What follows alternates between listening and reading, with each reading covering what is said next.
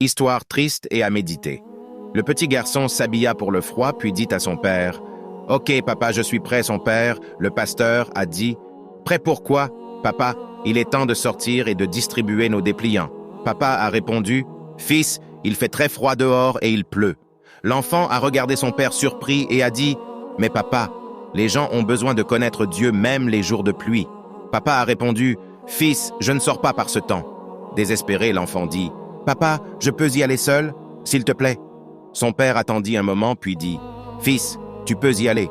Voici les dépliants. Sois prudent. Merci, papa. » Et avec cela, le fils est sorti sous la pluie. Le garçon de 11 ans a parcouru toutes les rues du village, distribuant des tracts aux personnes qu'il a vues. Après 2 heures de marche sous la pluie et le froid et avec son dernier flyer à la main, il s'est arrêté dans un coin pour voir s'il voyait quelqu'un à qui donner le flyer, mais les rues étaient totalement désertes.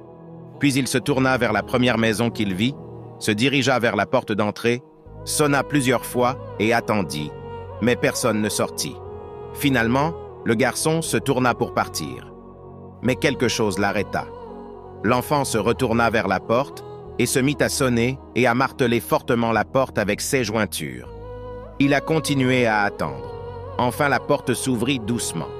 Une dame sortit avec un air très triste et demanda doucement, « Que puis-je faire pour toi, fils ?» Avec des yeux radieux et un sourire éclatant, l'enfant dit, « Madame, je suis désolé si je vous ai contrarié, mais je veux juste vous dire que Dieu vous aime vraiment et que je suis venu vous donner mon dernier dépliant, qui parle de Dieu et de son grand amour. » Le garçon lui a alors donné le dépliant. Elle a juste dit, « Merci, mon fils, que Dieu te bénisse. » Eh bien, le dimanche matin suivant, le pasteur était en chair et quand le service a commencé, il a demandé, « Est-ce que quelqu'un a un témoignage ou quelque chose qu'il veut partager? » Doucement, au dernier rang de l'église, une vieille dame se leva. Quand elle a commencé à parler, un regard radieux et glorieux a jailli de ses yeux. « Personne dans cette église ne me connaît.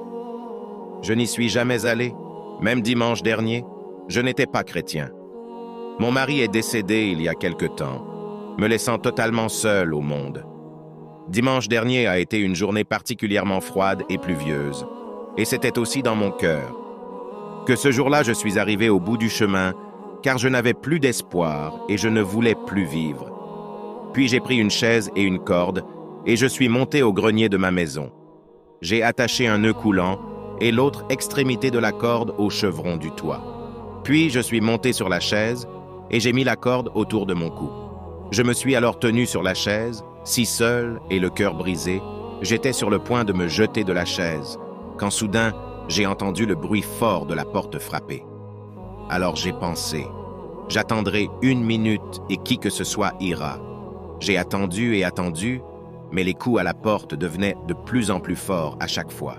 C'est devenu si fort que je ne pouvais plus l'ignorer. Alors je me suis demandé, qui cela pouvait-il être? Personne ne s'approche jamais de ma porte ou ne vient me rendre visite. J'ai relâché la corde de mon cou et je suis allé à la porte, tandis que la cloche sonnait toujours et qu'on frappait toujours à la porte. Quand j'ai ouvert la porte, je n'arrivais pas à croire ce que mes yeux voyaient.